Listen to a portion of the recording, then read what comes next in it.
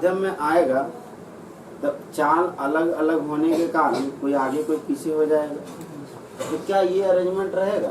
नहीं, ये अरेंजमेंट नहीं रहेगा। थोड़ा सा क्या हो जाएगा, चेंज हो जाएगा। और उसके बाद इस पॉइंट पे जब चेंज होगा ना, उसके बाद फिर उसी तरह हो जाएगा, सारा एक जैसा। ये सबका अपना अपना चाल पता चल गया कि इस माध्यम में कितना होगा। तो कैसे पता चलता है चाल कि अलग अलग होता है? तो चाल कणों पर निर्भर होता है। किस पर निर्भर होता है? गैस का कण दूर दूर रहता है, लेकिन पानी का कण थोड़ा नजदीक नजदीक रहता है। यदि कण है आगे में, तो टकरा के तुमको पास होने नहीं देगा, कुछ ना कुछ रोकेगा कि नहीं। यहाँ भी कण होगा कि नहीं, यहाँ भी कण होगा। जैसे प्रकाश किरण पड़ा तो टकरा के थोड़ा वो मुड़ जाता है, ठीक है। मुड़ता क्यों है? वहाँ पे पाए जाने वाले कणों के कारण, ठीक है। 3 सबसे इम्पोर्टेंट चीज होता है कि प्रकाश के सातों रंग की चाल अलग अलग माध्यम में अलग अलग होती है। दूसरा कि प्रकाश का किरण सीधा नहीं पड़ना चाहिए सरफेस पे, थोड़ा टेढ़ा पड़ना चाहिए। तो इससे क्या होता है कि यहाँ वाला पार्टिकल जो एक पोजीशन पे है, यहाँ तक आते आते एक पार्टिकल पहले पहुँच जाता है, दूसरा पार्टिकल लेट से पहुँच जाता है। इसके कारण वो बेंड हो जाता है, ठीक है, मुड़ जाता है। ये सब इसका कारण था। हम इसके आगे पढ़ेंगे। आज अपवर्तन के बारे में 2 चीज बताए थे कि जब भी प्रकाश की किरण सघन से विरल में जाती है, ऊपर में सघन है, नीचे में विरल है, तो दूर चल जाता था। ऊपर में सघन है, ठीक है, और विरल। सघन को क्या कहते हैं? डेंसर, और ये रेयर। एक और बताए थे, सुना ध्यान से, एग्जाम में लिखने आ सकता है, इसलिए थोड़ा अच्छे से समझो।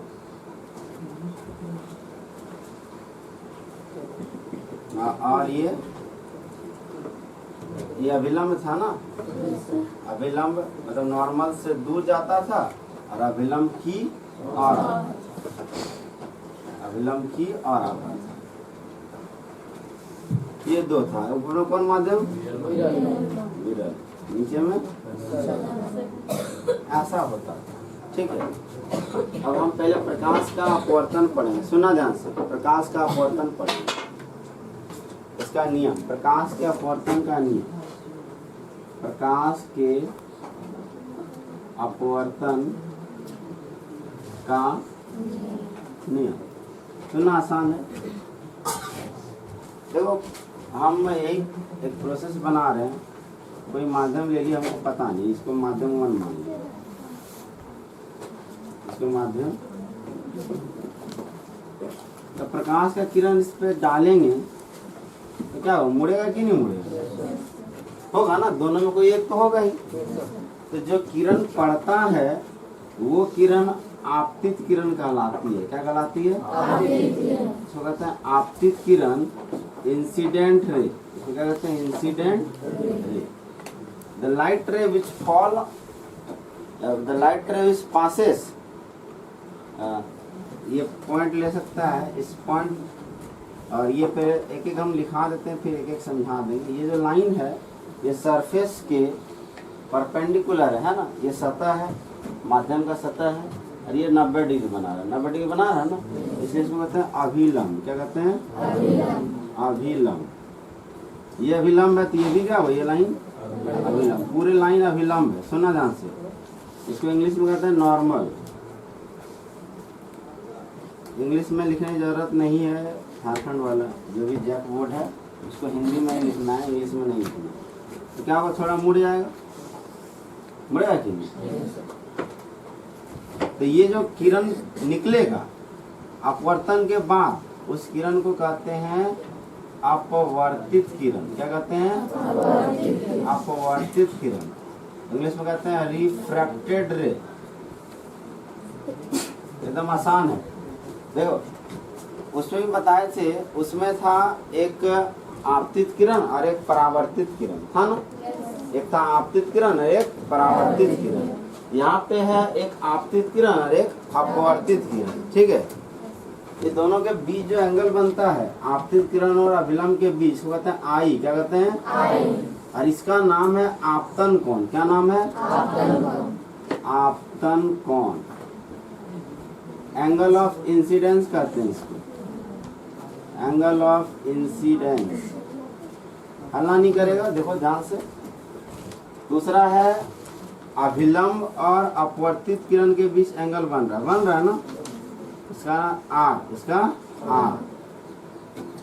और इसका नाम है अपवर्तन कोण। क्या नाम है? अपवर्तन कोण। उसमें परावर्तन कौन होता था, याद करो, पता था ना? इसमें कौन कौन होता है? अपवर्तन कोण। और अपवर्तन कोण को इंग्लिश में कहते हैं एंगल ऑफ रिफ्रैक्शन। क्या कहते हैं? Angle of refraction. सुना, जो किरण सतह पर पड़ती है, जो किरण सतह पर पड़ती है दो माध्यम के बीच के सतह पर, ये दोनों माध्यम है, ये जो सतह है वो सेपरेट करता है, दो माध्यम को अलग अलग करता है। जैसे कि एक बाल्टी पानी ले लो, ठीक है, तो पानी का ऊपर वाला सरफेस जो है ना, सतह, वो माध्यम को, नीचे वाला पानी और ऊपर वाला हवा को क्या करेगा? सेपरेट करेगा ना। जैसे पानी लेगा तो पानी के ऊपर से हवा स्टार्ट हो जाएगा ना, जहाँ कुछ नहीं वहाँ क्या है? हवा है।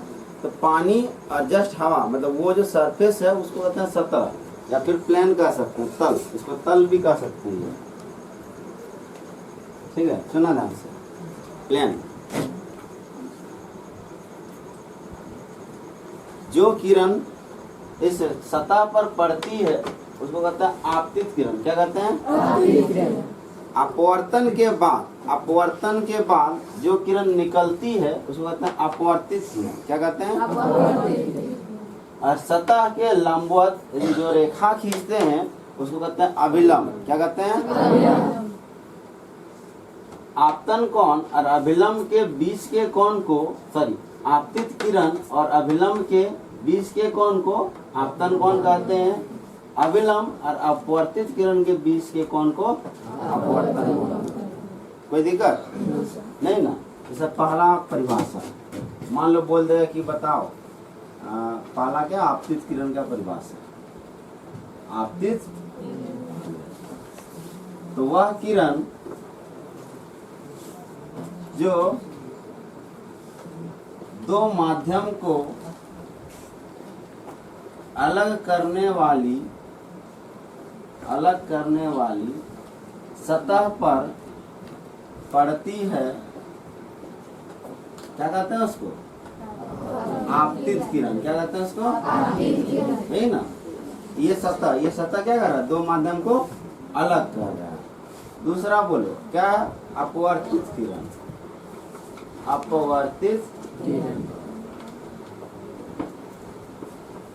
अपवर्तन के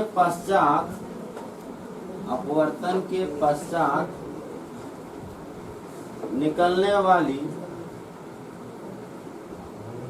किरण अपवर्तित किरण कहलाती है। अपवर्तित किरण कहलाती है। हल्ला नहीं करेगा। तीसरा देखो, आपतन कोण। क्या है? आपतन कोण। क्या लिखेंगे इसको? आपतित किरण और अभिलंब के बीच बनने वाला कोण। आपतित किरण तथा अभिलंब के बीच बनने वाला कोण आपतन कोण कहलाता है।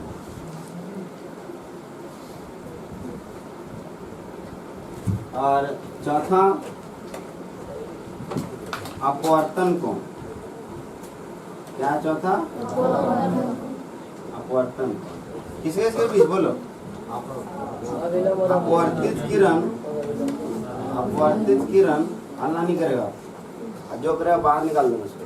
अपवर्तित किरण तथा अभिलंब के बीच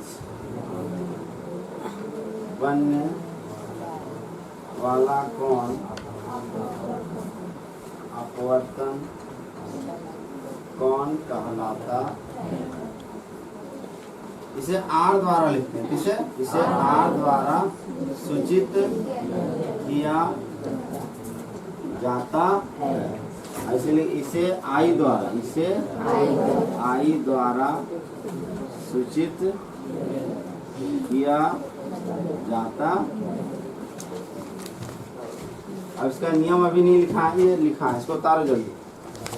ये मेरा आँख है, हमको लाइट रे को देखना है, तो सारा रे को क्या करेंगे, इस पॉइंट पे डाल देंगे और नहीं तो क्या। यदि इस तरह रहेगा तो इधर से चल जाएगा ना, तो दिखेगा हमको? नहीं दिखेगा। आँख पे सारा लाइट रे पड़ना चाहिए कि नहीं? आँख में वो होगा काला सा, नहीं देखा है पुतली, उसी में पड़ता है। चरका भाग में जो रहता है उसमें नहीं पड़ता है, समझा। व्हाइट जो रहता है भाग उस पर नहीं पड़ता है, डीप रहता है। हम पढ़ाएंगे मानव नेत्र, उसमें बताएंगे कि कैसे बढ़ता है, कैसे घटता है, क्या क्या रहता है, कौन कौन सा मसल्स, वो बाद में। पहले ध्यान सुनो। अपवर्तन लेंस में होता है। लेंस सिर्फ दो अलग अलग माध्यम का कॉम्बिनेशन है, कांच जैसे रहता है। तुमको यदि देखना है अपवर्तन फिनोमिना, तो घर जाना, एक पॉलिथीन लेना और पॉलिथीन में पानी भर देना, ठीक है। क्या लेना? एक पॉलिथीन लेना और उसमें पानी भर देना। उसको जो सनलाइट है उसके सामने लेके खड़ा हो जाना, और उसके बाद तुम ऑब्जर्व करना, देखना क्या क्या तुमको दिखाई दे, कैसे दिखाई दे। समझ में आ रहा है? पॉलिथीन लेना और पॉलिथीन का एक तरफ देखो, एक तरफ क्या हो गया, देखो ध्यान सुनना, आगे क्या हो गया? हवा, फिर क्या हो गया? पानी, फिर क्या हो गया? हवा, है ना। तो माध्यम परिवर्तित हो रहा है कि नहीं? तो लाइट है, तुमको टेढ़ा नजर आया, तुम खोज घर जाके तुम ऑब्जर्व कर सकते हैं, ठीक है। ये सबसे अच्छा एग्जाम्पल है लेंस। लेंस दो तरह का होता है, सुना ध्यान से। लेंस कितने तरह का होता है? दो तरह का।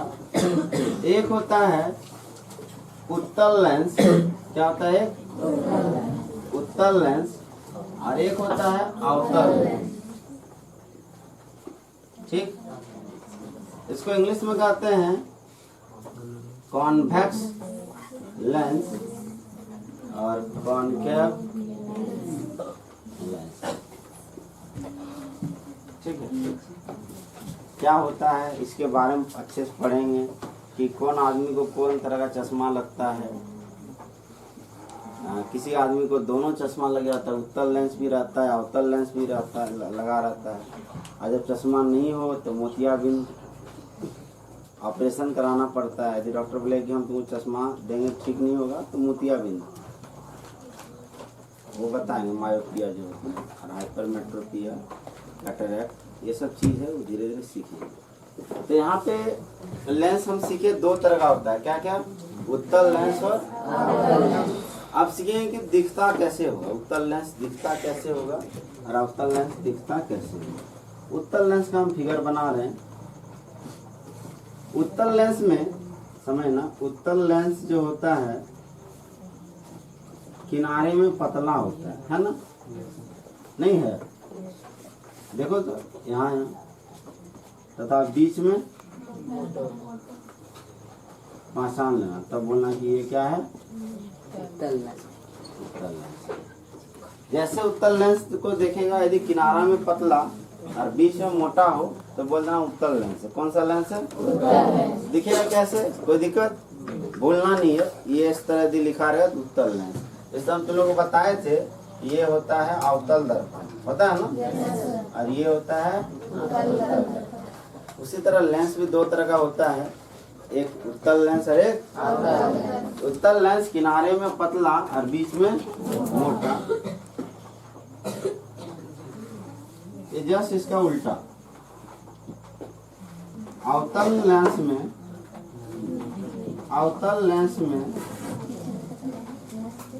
किनारे में मोटा तथा बीच में पतला होता है। कोई दिक्कत समझने में? देख के ही बता सकता है कि कौन सा लेंस है, उत्तल है या अवतल है। कोई दिक्कत है इसमें? सुनना, इसको मिटा, ये लिख लिया ना? क्या नहीं लिखा है? ये सुनना दे। ये था। उसके बाद समझो कि इस तरह इसमें हम पढ़े थे वक्रता त्रिज्या पढ़े थे ना? इसमें पढ़े थे, हाँ इसको कहते थे इसको कहते थे ना? उसी तरह इसमें सीखेंगे। जो नहीं लिखा है उसके अगल बगल से लिख लेना, ठीक है?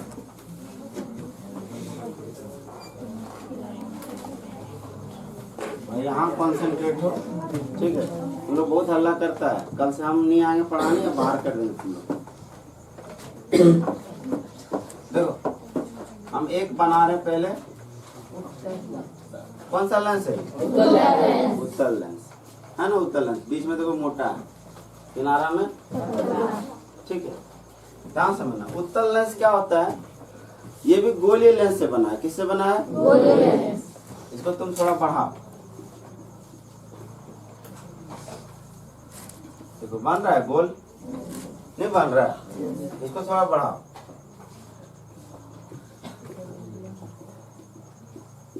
तो मतलब दो गोलीय लेंस से मिलकर बना होता है एक्चुअली, ठीक है?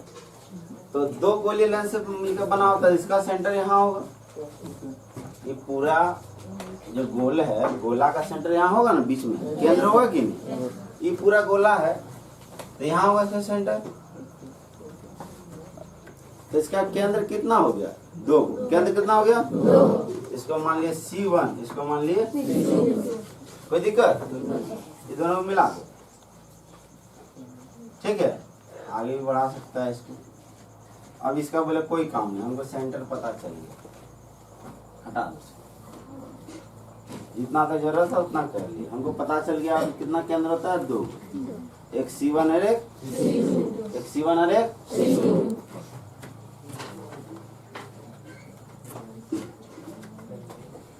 C1 का यहाँ पे F होगा, आयन यहाँ F1 और यहाँ आधा होता है ना? पढ़े थे आधा होता है ना? इसको कहते हैं C, इसको क्या कहते हैं?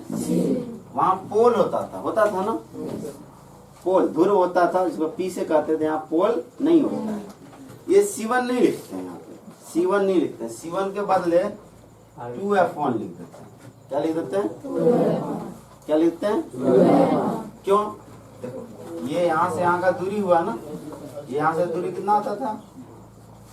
F1 फोकस दूरी, ये क्या होता था? फोकस दूरी। अब वक्रता त्रिज्या फोकस दूरी का कितना होता था? 2 इसलिए यहाँ F1, यहाँ 2F1, यहाँ F2, यहाँ 2F। समझ में आया? मतलब हम क्या सीख गए कि यदि कोई भी मेरे पास लेंस है, हम अभी बना रहे हैं उत्तल लेंस, तो बीच वाला पॉइंट को क्या कहेंगे? C। बीच वाला पॉइंट को C। यहाँ F2, यहाँ 2F2, यहाँ F1, यहाँ कोई दिक्कत? ठीक है? इस बार भी हम वस्तु को इस साइड रखेंगे, सुना ध्यान से। वस्तु को कहाँ रखेंगे? यहाँ रखेंगे। और एक बार रखेंगे F1 और C के बीच, एक बार F1 पे, एक बार F1 और 2F1 के बीच, एक बार 2F1 से परे और एक बार आना, ठीक है? वही चीज पढ़ेंगे जो चीज पढ़े थे हम दर्पण में, एकदम आसान है। लेकिन यहाँ पे याद रखना कि दोनों तरफ होता है, एक तरफ F1 एक तरफ F2, एक तरफ 2F1 एक तरफ 2F2। कोई दिक्कत? मान लो यही रहता है ये दर्पण,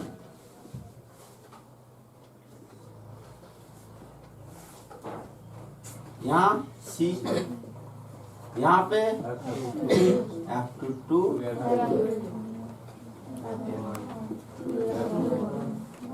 कोई दिक्कत नहीं ना? आसान है ना? आसान है कि नहीं? तो वस्तु को हम यहाँ पे रख सकते हैं एक बार, ये दोनों के बीच, फिर इस पे, फिर ये दोनों के बीच, फिर इस पे, इससे परे। याद करो उसमें बताए थे कि जब P और F के बीच रखते हैं, सुनना, पी और एफ के बीच रखते हैं तो अलग तरह से प्रतिबिंब बनता था ना।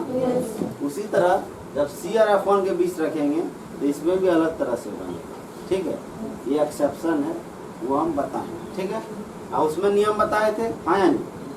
नियम नहीं लिखाए थे? इसमें भी नियम होता है, सुनना कितना नियम है। तो पहला हम लिख रहे हैं इस दर्पण, नाम क्या है इसका? उत्तल दर्पण उत्तल लेंस से बनने वाले प्रतिबिंब के लिए नियम। सुनना क्या क्या नियम है, देखो ध्यान से। इस अक्ष को क्या कहते हैं? प्रधान अक्ष। क्या कहते हैं? एकदम जो उसमें पढ़ाए थे वही इसमें है लगभग। जब प्रकाश की किरण को, सुनना, जब प्रकाश की किरण को प्रधान अक्ष के समांतर डालते हैं, ठीक है, यहाँ देखो, समांतर डाले समांतर, क्या अपवर्तन में लौटेगा? चला जाएगा ना। तो किससे होकर गुजरेगा?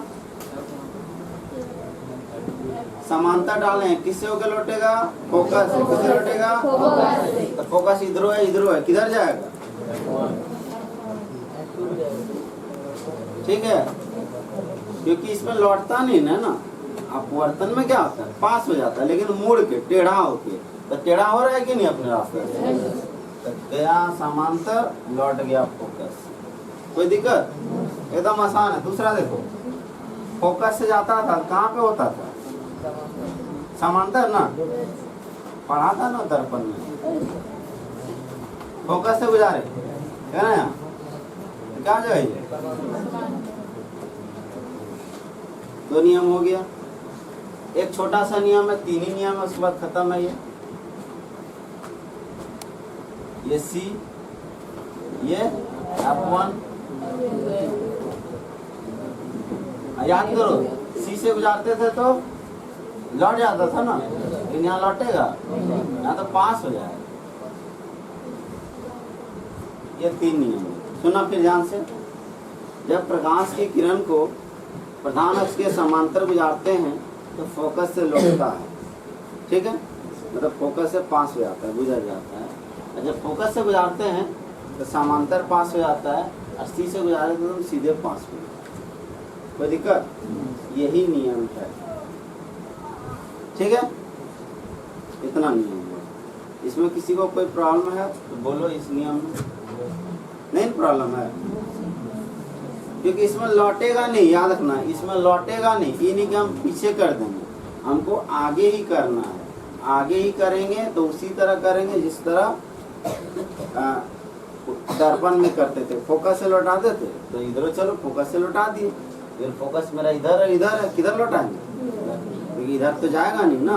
क्योंकि क्या हो रहा है? अपवर्तन। क्या हो रहा है? कोई दिक्कत? बता रहे उसको।